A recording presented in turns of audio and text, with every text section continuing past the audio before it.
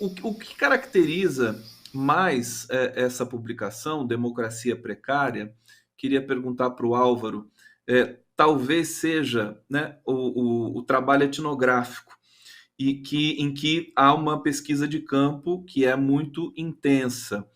Então, eu te pergunto, quais os relatos que estão ali arrolados no livro? Quais os relatos que tem ali e que percepção vocês sentiram nesses trabalhos etnográficos? Quer dizer, o que as pessoas que estavam longe do circuito de poder, né, no momento em que as mudanças vão acontecendo no Brasil, nessa década em especial, o que estava se passando na cabeça delas, né? A questão do afeto, como você pontuou anteriormente. Álvaro Jarrim.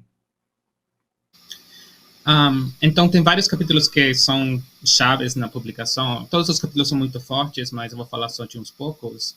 Por exemplo, Moisés Cooper fez pesquisa com pessoas que se beneficiaram pela Minha Casa Minha Vida.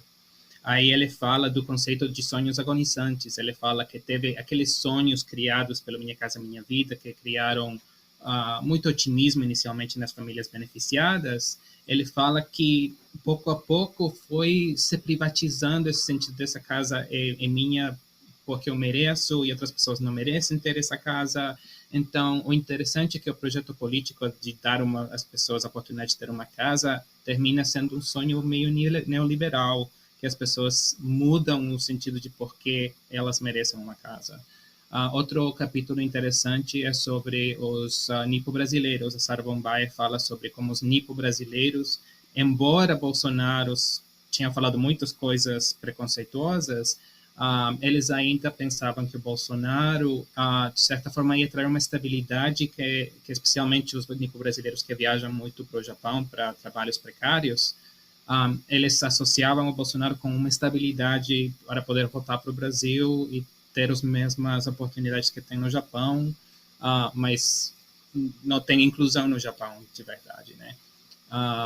Um terceiro exemplo, eu faço um trabalho sobre ativismo trans e travesti em São Paulo e como que as ativistas com as quais eu trabalho enxergam o que aconteceu. Então, elas falam muito sobre a política de repulsa e de ódio que o Bolsonaro, muito antes de vencer, já estava falando contra a população LGBT e como que elas utilizam o ativismo para tentar reverter essa situação. Então, tem trabalhos que falam mais sobre resistência contra a nova política de ódio, mas tem outras que falam como que os brasileiros comuns que inicialmente apoiavam o projeto do PT ficaram, de certa forma, desapontados ou ficaram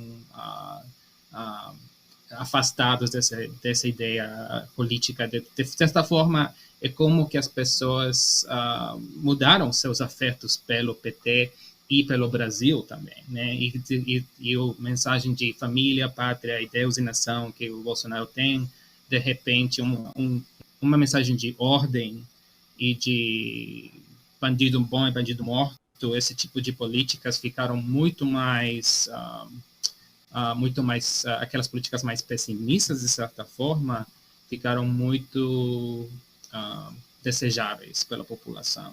Mas posso dar mais exemplos, tem vários capítulos, mas cada capítulo é tipo um estudo mais micro, mas dá uma resposta diferente de por que certas populações brasileiras acharam o projeto do Bolsonaro, de certa forma, interessante, pensaram em votar nele, pelo menos.